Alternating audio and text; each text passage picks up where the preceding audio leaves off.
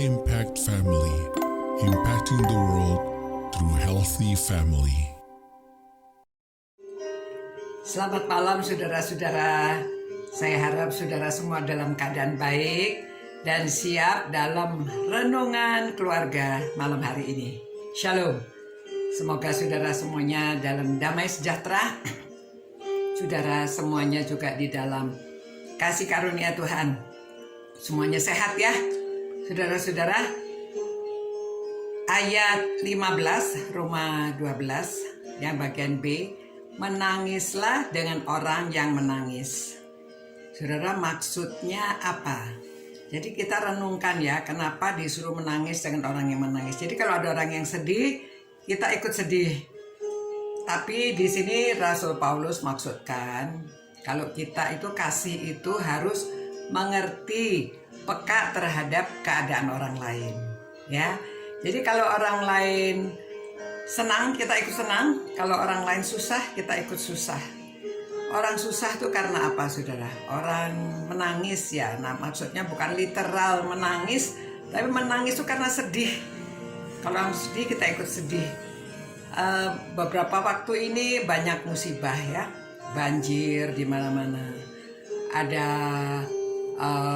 gunung berapi yang meletus, ada gempa bumi. Ada apalagi penyakit COVID ini nggak berhenti-berhenti, belum berhenti ya. Kita tetap berharap nanti berhenti. Nah saudara-saudara, banyak orang kesusahan. Belum lagi keluarga, ada yang meninggal ya. Ada yang usahanya jatuh, merosot karena keadaan pandemi ini. Ada banyak kesusahan.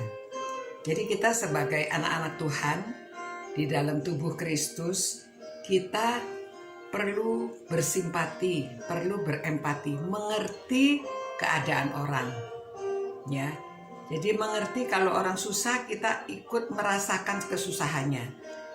Kalau orang menangis itu, ya kita bisa, maksudnya hanya menemani, mendengarkan dia, keluh kesahnya. Kita tidak usah banyak komentar. Kalau kita tahu firman Tuhan, jangan langsung pada waktu orang susah, pada orang menangis, pada waktu orang sedih langsung dibombardir gitu ya. Jadi kita dengarkan. Kita hanya, orang-orang itu hanya perlu kita simpati, empati ya. Mengerti keadaan dia. Kalau kita sediakan bahu, sediakan telinga, mereka sudah senang. Namun saudara, dalam kesusahan orang, kalau kita punya sesuatu yang lebih, kita bisa dapat bersimpati dan memberikan bantuan. Ya, kita memberikan bantuan kepada orang-orang yang kesusahan. Supaya mereka tahu bahwa kita mengerti. Bagus sekali program pemerintah, program RT juga ya, orang-orang yang terkena COVID tidak boleh keluar rumah, tapi mereka diantar. Ada orang yang mengantar makanan, kasih vitamin. Jadi kalau pemerintah juga demikian, kita anggota gereja juga demikian ya, saling memperhatikan, saling mengasihi. Kalau ada yang kesusahan, kita hadir untuk mendengarkan keluh kesahnya.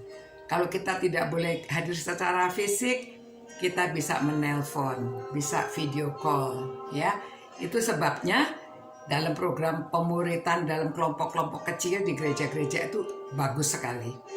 Supaya sekelompok tuh orangnya sedikit saja, khusus beberapa orang itu kita saling memperhatikan, saling berbicara, saling mencurahkan isi hati. Orang kesusahan tuh macam-macam. Ada anak yang mau menikah, ada anak yang mau melahirkan ya, ada orang yang belum dapat pekerjaan, ada orang yang masih berjuang dalam sekolah, dalam kuliah, macam-macam. Itu sebabnya saudara, pada waktu kita dibagi kelompok-kelompok kecil, marilah kita aktif, saling mendengarkan, saling sharing. Jadi supaya kita dapat menangis bersama orang yang menangis ya. Jadi kita bisa berbagi beban. dan kita bisa juga saling pikul ya, berat sama dijinjing. Jadi sama-sama kita memikul beban yang dialami oleh saudara-saudara kita ya. Mari saudara-saudara kita berdoa ya, minta Tuhan beri kita hati yang kasih. Tuhan berilah kami hati yang memiliki kasih sehingga kami dapat mempraktekkan kasih dengan menangis bersama orang yang sedang menangis. Kami mengerti beban orang, kesulitan orang, dan kami juga jangan kikir untuk berbagi, baik berbagi rasa, baik berbagi sesuatu yang kami miliki. Kami dapat saling meringankan beban orang yang sedang kesusahan.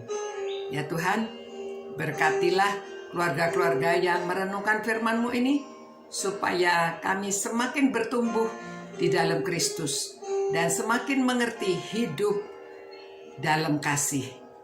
Terima kasih Tuhan, karena teladan-Mu yang mengasihi kami. Dalam nama Yesus Kristus kami berdoa. Haleluya.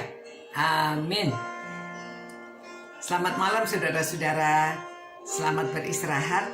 Kiranya Tuhan beserta dengan saudara dan saya. Sampai berjumpa pula. Ciao. Impact Family, impacting the world through healthy family.